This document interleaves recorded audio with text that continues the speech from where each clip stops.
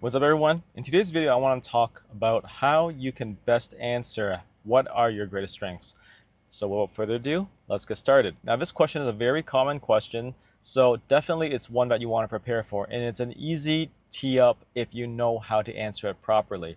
Now, the very first thing that you need to do is to make sure that you've done your research. And I've talked about how to prepare for an interview in a previous video, so definitely look it up in the cards above. But in a nutshell, what you need to do for this is to do your research and really break down the role. What are some of the core skills that they're looking for? What are some of the nice to haves? What are some of the soft skills that they're looking for?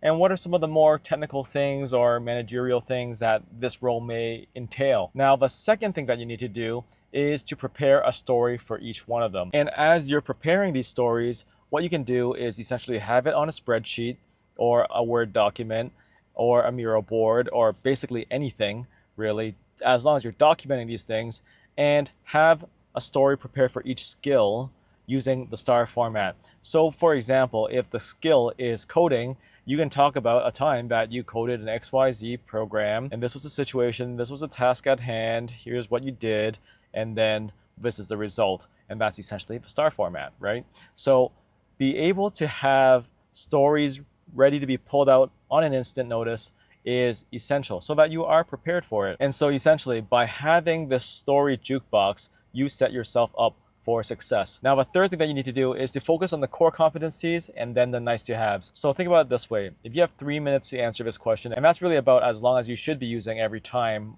as you answer each of these interview questions, what you really want is to keep it all killer, no filler, right? So think about it this way. With 3 minutes, you have 3 bullet points to talk about. So bullet point 1, core competency of the role, number 1.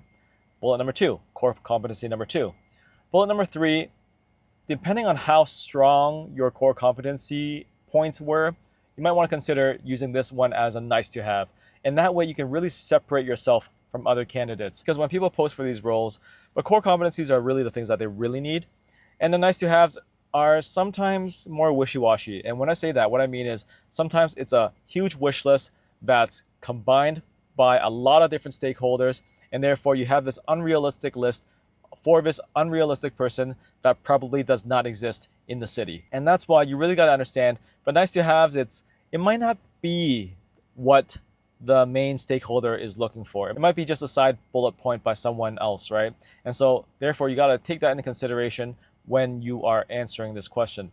Now, one way you can really suss this out is ask them at the beginning some questions about the role rather than just waiting at the very end. And that's something I talked about in another video, so I'll put that video up here so that you can go back and take a look at it. But going back to the nice to haves, think about that as kind of like one of those situations where you really just need to read and react. But by having a story jukebox, and then when they ask you this question, you take a pause, you find 3 core competencies or nice to haves that you want to talk about, and then list them all out with a quick story to back them up.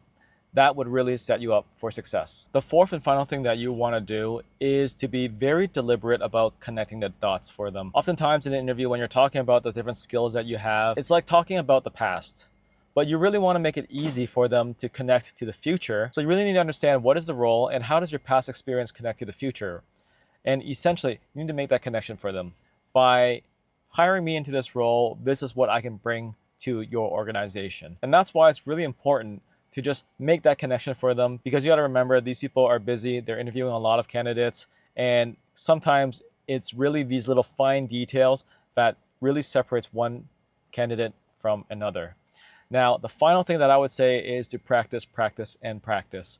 And there are lots of platforms out there where you can just film yourself, record yourself, and collect feedback, whether it's through AI, whether it's through practicing with someone else. These are things that you really just want to get reps in so that when you're actually answering the question live, it's already pre-thought of. It's not like you're trying to riff on the spot. You've already put in the reps and you've already figured out, hey, this is what I'm going to say approximately.